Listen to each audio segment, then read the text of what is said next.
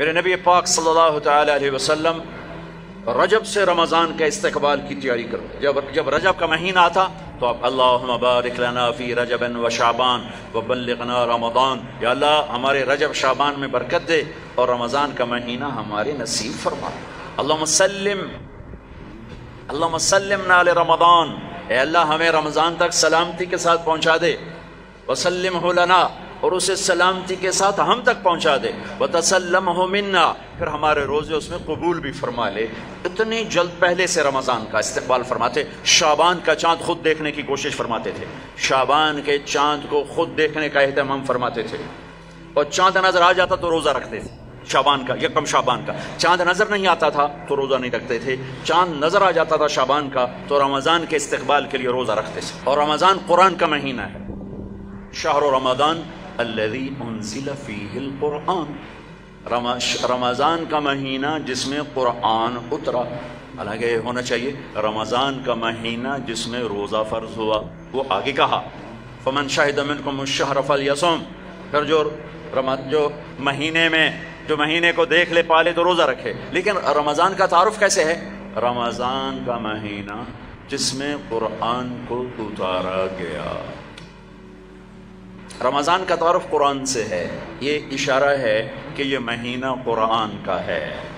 اس میں قرآن اترا، اس میں تورات اتری، اس میں زبور اتری، اس میں انجیل اتری، اس میں صحف ابراہیم اترے، صحف موسیٰ اترے. لہٰذا امت کو خاموش پیغام دیا ہے کہ رمضان قرآن کے ساتھ گزارو. موبائل بند کر دو، لیپ ٹاپ بند کر دو، فیس بک بند کر دو، سوشل میڈیا بند کر دو، یہ ٹاک شوز بند کر دو، 1 مہینے کے لیے ٹی وی بند کر دو، اخبار بند کر دو. بس قرآن کے ساتھ بیٹھ جاؤ.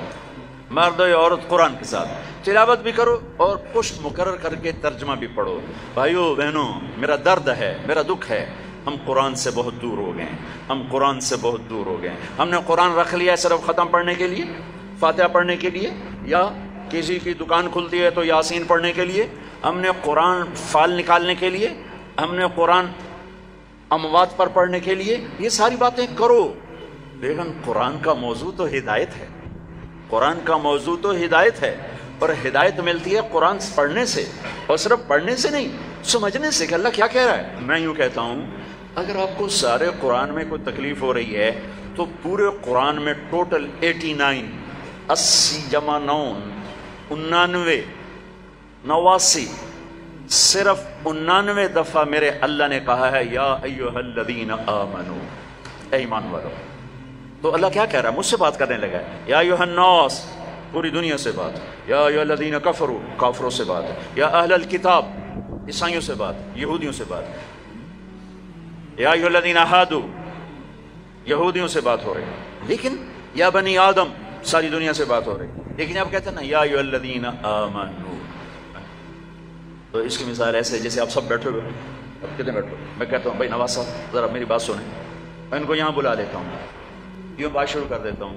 آپ سب کے دل میں آئے گا کوئی خاص بات ہے، تو خاص بات ہو رہی ہے نا، خاص بات ہو رہی ہے.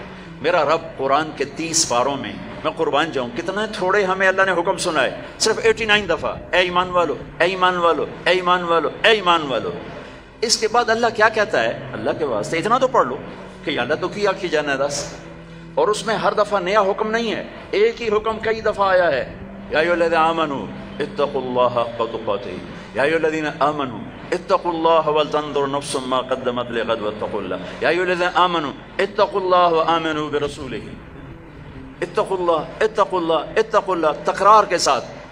تو میرے بھائی بہنوں، اتنا تو قرآن دیکھ لو کہ یا ایھا الذین آمنوا کے بعد اللہ کیا کہتا ہے، کیا کہہ رہا ہے. جس کا ترجمہ پسند ہے اس کا پڑھ کے دیکھ لو کہ میرا اللہ مجھ سے کیا کہتا ہے. اللہ کے واسطے قرآن سے دوری ختم کرو. قرآن سے اخبار پڑھنے کے لیے بھی ٹائم ہے، ٹاک شو دیکھنے کے لیے بھی ٹائم ہے، فضولیات کے لیے بھی ٹائم ہے. کرو، آدھا گھنٹہ نکال لو، آدھا گھنٹہ، 15 منٹ، 10 منٹ، چلو ایک آیت. تو میرے بھائی بہنوں، اس مہینے کو قرآن کا مہینہ بناؤ.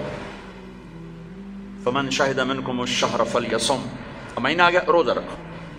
فمن کان مریضا علی سفر فعدۃ من ایام اخر، مریض ہو، سفر میں ہو، بعد میں رکھ لو. ایک لفظ اور ہے وَلِتُكْمِلُوا الْعِدَّةَ، اس مہینے کو مکمل کرو، پورا کرو. لیکن لفظ ہے کمال. کمال کا کیا مطلب ہوتا ہے؟ صفات میں پورا کرنا.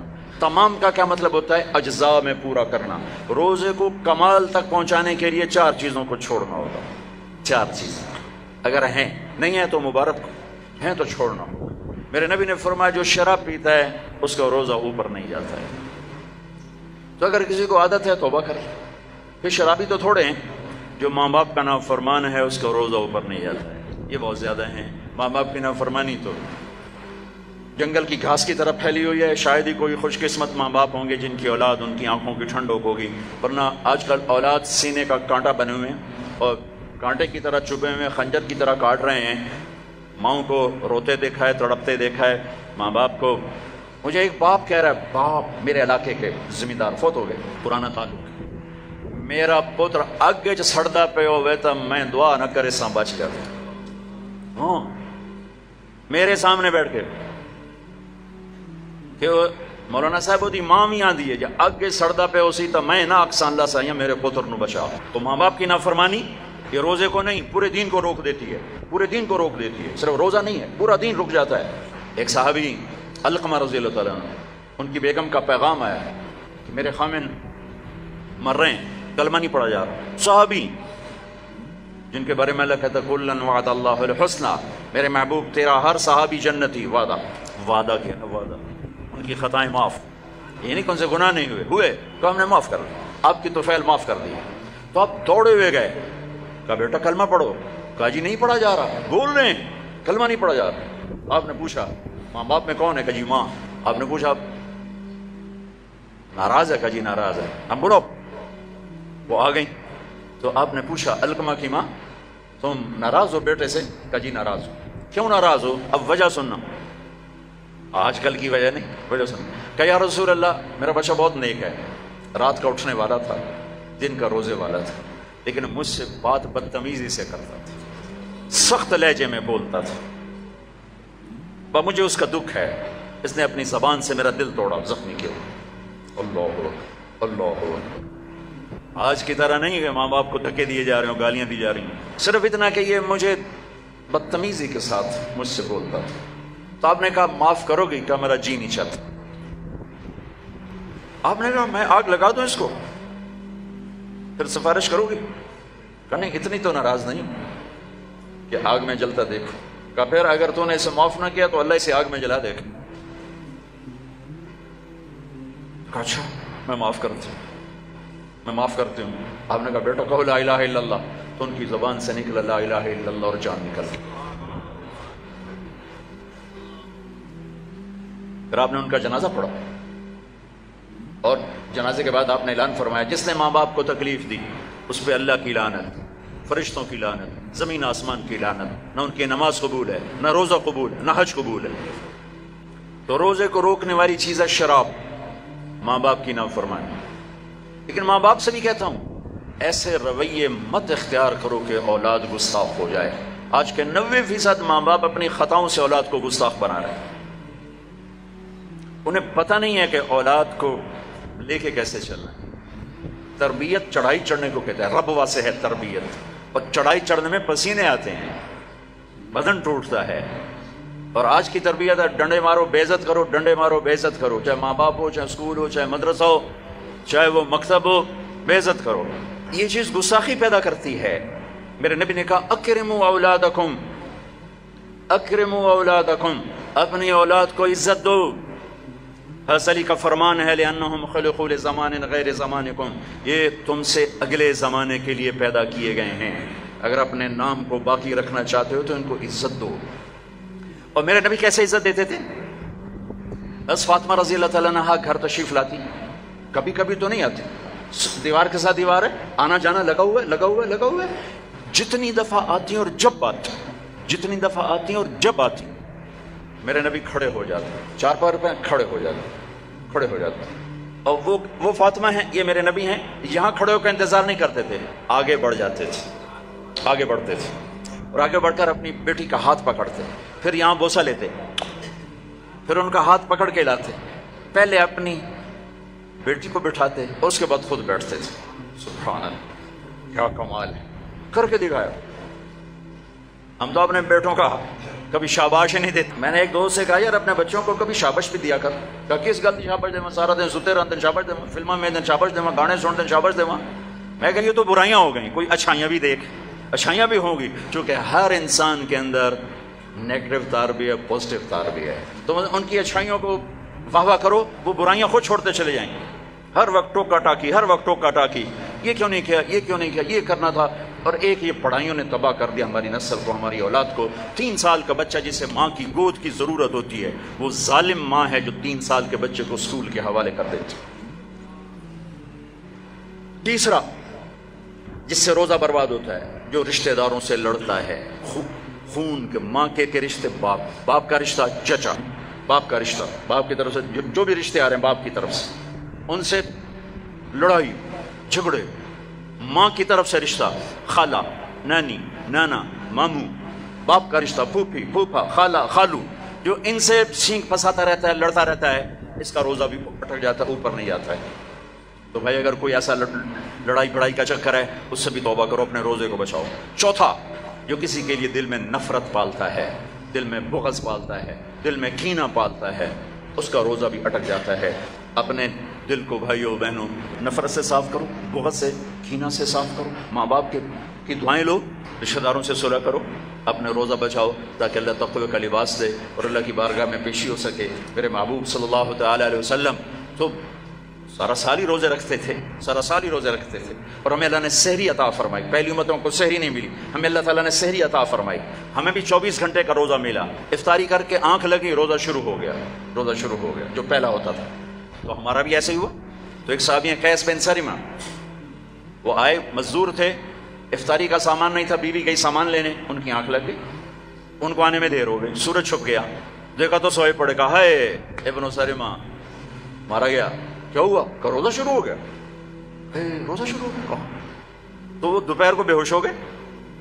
اور ایک روایت میں تھا نماز پڑھنے گیا, گر کے بے ہوش ہو گئے. اللہ کے نبی کو پتہ چلا, بہت غمگین ہوئے, تو اللہ نے قرآن اتار دیا, چل میرے محبوب تیری امت کو اجازت ہے سحری تک کھاؤ, سحری تک کھاؤ. تو اللہ نے ہمیں سحری عطا فرمایا. ہمارے نبی پاک صلی اللہ تعالی وسلم سحری کے کھانے کی تاکید فرماتے تھے کہ یہ برکت والا کھانا ہے. اللہ اس کے فرشتے سحری کھانے والوں پر برکتیں, رحمتیں نازل فرماتے ہیں. خود ہمارے نبی پاک صلی اللہ تعالی وسلم سحری کا اہتمام فرماتے تھے. آپ تو عام طور پر 2-4 کھجوریں, ایک گلاس پانی, بس آپ کی سحری ہو جاتی. اور آپ افطار بھی ایسے ہی فرماتے تھے کہ صحابی فرماتے ہیں آپ ایسے بیٹھے ہوتے, آپ کے ہاتھ میں کھجور ہوتی تھی, ایسے کھجور لے کے بیٹھے ہوتے تھے. اور ایک صحابی ٹیلے پہ چڑھا ہوتا تھا یا کسی مکان کی چھت پہ چڑھا ہوتا تھا, اور اس کو امر تھا بھائی سورج کو دیکھتے رہنا. آپ کھجور آپ کیسے ہاتھ میں ہوتی تھی. جو ہی وہ کہتا یا رسول اللہ سورج ڈوب گیا, تو آپ فوراً کھجور منہ میں لیتے تھے. پھر اس کے بعد تھوڑا تھوڑا کر کے پانی پیتے تھے. آپ نے پانی پہ افطار کیا ہے, آپ نے دودھ پہ افطار کیا ہے, آپ نے کھجور پہ افطار کیا ہے, آپ نے ستو بھی پیا ہے. اور سحری میں آپ نے روٹی بھی کھائی ہے, کھجور بھی کھائی ہے, دودھ بھی پیا ہے, زیتون کے ساتھ بھی لیا ہے, زیتون اور روٹی کے ساتھ آپ نے افطاری بھی فرمائی. افطاری کی دعوت میں بھی شرکت فرمائی ہے. سعد بن معاذ نے افطاری کی دعوت کی, صحابہ کی, آپ تشریف لے گئے. افطاری کرانا میرے نبی کی سنت طریقہ چلا رہا ہے. سعد بن عبادہ نے افطاری کی تو آپ اس میں تشریف لے گئے, تو وہاں زیتون, جو کی تازہ روٹی اور زیتون کے ساتھ آپ نے کھانا نوش فرمایا. ایک عجب واقعہ بھی ہوا وہاں. تو وہ یہ ٹائم تو تھا نہیں کہ بھائی ٹائم ہو گیا ہے, تو وہ سورج کو دیکھتے تھے, اور جب بادل ہوتے تھے تو اندازہ کرتے تھے.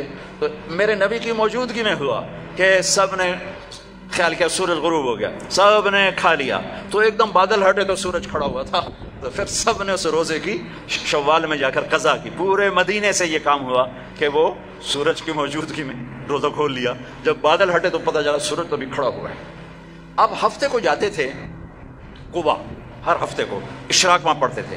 لیکن رمضان میں 17 رمضان, پتہ نہیں کیا وجہ ہے, اس میں کیا حکمت ہے, 17 رمضان آپ قبا تشریف لے جاتے تھے اور وہاں مسجد میں قیام فرماتے تھے تھوڑی دیر کے لیے, اور پھر وہاں سے آپ واپس تشریف لاتے تھے. اور آخری اشراف اعتکاف, ایک پورا مہینہ اعتکاف کیا, پھر اس کے بعد 10 دن اعتکاف کیا. اور جس رمضان کے بعد آپ اللہ کے پاس گئے, اس سال آپ نے 20 دن اعتکاف کیا. 20 دن. ایک دفعہ اعتکاف آپ نے اٹھا دیا. ایسے ہوا کہ آپ نے اعتکاف میں بیٹھے تو حضرت صفیہ رضی اللہ عنہ نے آپ سے اجازت مانگی کہ میں بھی آپ کے ساتھ بیٹھ جاؤں گا. بیٹھ جاؤ. انہوں نے بھی, آپ کے لیے خیمہ لگتا تھا, چھوٹا سا خیمہ تھا, اس میں چارپائی ہوتی تھی, اس پر بستر ہوتا تھا, اور کبھی آپ مغرب عشاء کے درمیان نہاتے بھی تھے، چونکہ گرمیوں کا رمضان پایا نا سارا آپ نے، گرمیوں کا رمضان پایا، تو آپ اپنے اوپر پانی ڈلواتے تھے، اور کبھی یوں لیٹ جاتے اور سر آپ کا کھڑکی میں چلا جاتا، اور عائشہ رضی اللہ تعالیٰ عنہا آپ کا سر دھو کے کنگھی فرماتی، تیل لگاتی کنگھی فرماتی۔ آپ پیشاب استنجے کے لیے گھر تشریف جاتے، لیکن سحری اور افطاری اعتکاف کی حالت میں آپ نے گھر نہیں کی، بلکہ مسجد میں آ کے نوش فرماتے تھے۔ تو حضرت صفیہ کی دیکھا دیکھی 2 اور ازواج مطہرات نے بھی خیمے لگا لیے، تو پھر آپ نے اپنا اعتکاف موقوف کر دیا کہ وہ ایک گھر کا ماحول بن گیا، اور اعتکاف کا مقصد ہوتا ہے خلوت اور تنہائی، خلوت اور تنہائی، تاکہ اللہ سے آدمی کھل کے بات کر سکے۔ تو پھر آپ نے وہ اعتکاف شوال میں 10 دن اس کے آپ نے پورے فرمائے، تو آخری عشرے میں آپ اعتکاف کا آپ کا معمول تھا۔ اور ایک چیز آپ نے ہمیں دی، تراویح کی نماز، 3 دن آپ نے نماز پڑھائی، اور چوتھے دن مسجد بھر گئی، باہر بھی جگہ نہ ملی، تو آپ آئے ہی نہیں، شہری تک لوگ بیٹھے رہے۔ تو آپ شہری کے قریب آئے تو آپ نے فرمایا میں دیکھ رہا تھا تم سارے آئے ہوئے تھے، لیکن میں اس لیے نہیں آیا کہ مجھے ڈر لگا کہیں تمہارے اوپر یہ نماز فرض نہ ہو جائے، تکلیف سے بچانے کے لیے نہیں۔ تو پھر اللہ کے نبی کے دور میں صحابہ 5-5 6-6 کی ٹولیاں بنا کر قرآن سنتے تھے، اور کوئی یہاں کوئی یہاں کوئی یہاں، اور رکعت متعین نہیں تھی، کوئی 10 پڑھ رہا ہے، کوئی 8 پڑھ رہا ہے، کوئی 12 پڑھ رہا ہے، کوئی 20 پڑھ رہا ہے۔ صدیق کے دور میں بھی ایسے ہی تھا کہ سارے مختلف ایسے پڑھتے تھے۔ تو عمر رضی اللہ تعالیٰ عنہ نے اپنے دور میں پھر کہا ان سب کو میں جمع کروں گا، سب کو جمع کر کے، اور ابی بن کعب رضی اللہ تعالیٰ عنہ کو امام بنایا، اور آپ نے 20 تراویح باقاعدہ قرآن کے پورے ختم کے ساتھ اس کو آپ نے شروع فرمایا۔ اور ادھر عبداللہ بن صائب رضی اللہ تعالیٰ عنہ کو خواتین کا امام مقرر فرمایا کہ وہ ان کو تراویح پڑھائیں اور اس میں قرآن سنائیں۔ یہ جو حرم شریف میں دعا ہوتی ہے ختم قرآن کی نا، آخری رکعت میں قل اعوذ برب الناس، یہ دعا حضرت عثمان نے شروع کروائی کہ جب قرآن ختم ہو رہا تھا اور آخری 2 رکعت رہ گئیں، تو آپ نے حافظ سے کہا جب قرآن ختم کرو تو دعا کرنا۔ انہوں نے کہا جی کیا دعا کروں؟ کہ جو تیرے دل میں آیا کرنا۔ تو بھائی یہ حضرت عثمان رضی اللہ تعالیٰ عنہ کی سنت ہے کہ پھر انہوں نے یہ دعا منگوانا شروع فرمائی، اور اس وقت سے اب تک یہ امت کا معمول چلا آ رہا ہے۔ اچھا، یہ جو ہم 2-4 تراویح کے بعد بیٹھتے ہیں اور ایک چھوٹی سی دعا پڑھتے ہیں اور پھر کھڑے ہو جاتے ہیں، یہ ترویح ہوتا ہے تھوڑی دیر آرام کرنا، ترویح تھوڑی دیر آرام کرنے کو کہتے ہیں ترویح، ٹھیک ہے؟ اور اس کی جمع تراویح۔ مکے والے کیا کرتے تھے؟ 4 تراویح پڑھنے کے بعد 1 طواف کرتے تھے، پھر 4 رکعت پڑھتے تھے، پھر 1 طواف کرتے تھے۔ انہوں نے تو ساری رات لگ جاتی ہے، وہ جا کے سحری میں مشکل سے جا کے ان کی تراویح ختم ہوتی تھی۔ جب مدینے والوں نے دیکھا یہ تو طواف کرتے ہیں، تراویح پڑھتے ہیں، ساڑھے کول تو بیت اللہ ہے نہیں، آپا کی کریے، انہوں نے 20 کی 40 کر دی، وہ کبھی 40 رکعت پڑھتے تھے۔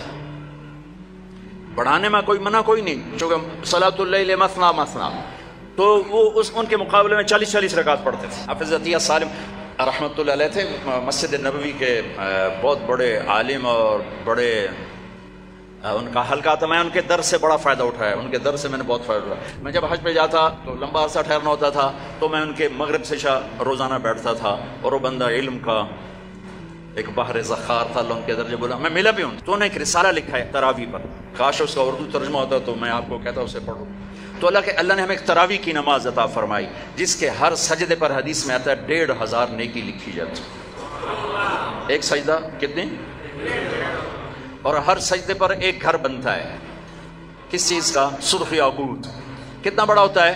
60,000 سونے چاندی کے دروازے ہوتے ہیں۔ ہر سجدے پر کیا ملتا ہے؟ ایک درخت جس کے نیچے 100 سال عربی گھوڑا دوڑ سکتا ہے۔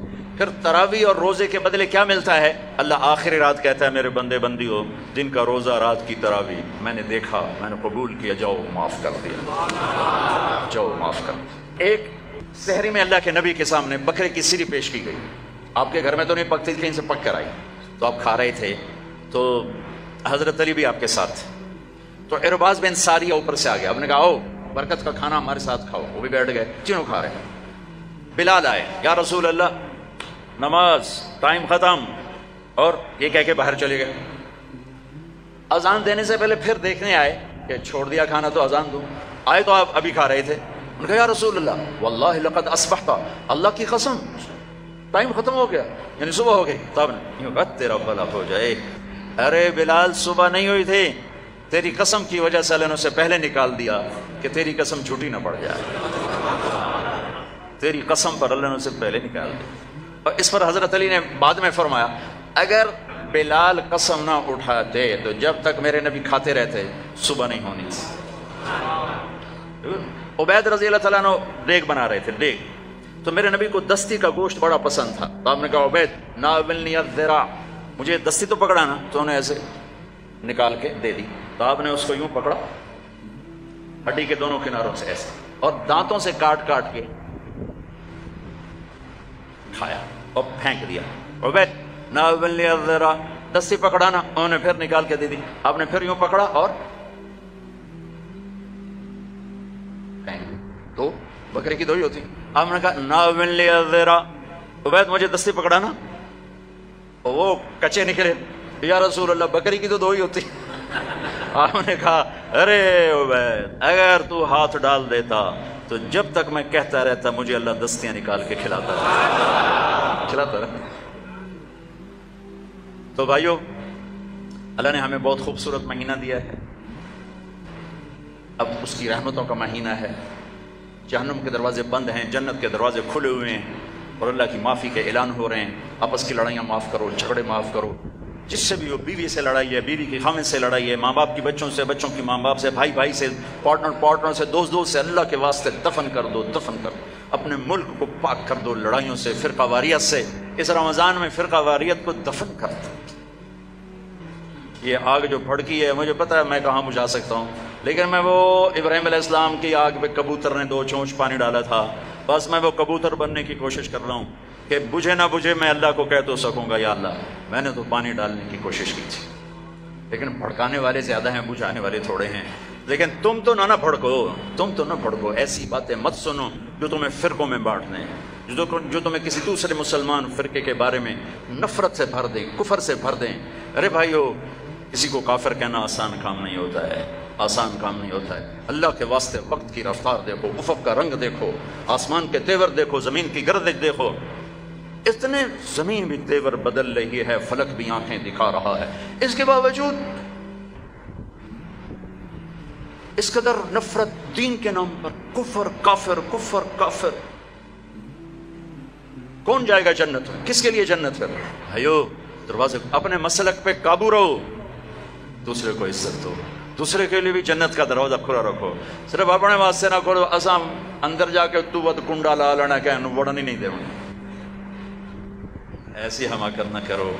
میرے نبی کی امت بہت بڑی امت ہے، اور میرا رب بڑا کریم رب ہے۔ اس رمضان کے مہینے کو محبت کا رمضان بناؤ، درگزر کا رمضان بناؤ، راتوں کو تراویح پڑھو، دن میں روزہ رکھو، انشاءاللہ سارے گناہ معاف ہوں گے۔ اور مہینے کے آخر میں ہے مالدار آدمی کے اوپر کہ وہ روزے کی زکوٰۃ ادا کرے، روزے کی زکوٰۃ ادا کرے، جو کشمش کے حساب سے 2000 کے قریب بنتی ہے، کھجور کے حساب سے کوئی 800-900، میں سے اندازاً کہہ رہا ہوں، اور گندم کے حساب سے تو اخبار میں پڑھا تھا 100 روپیہ بنتی ہے۔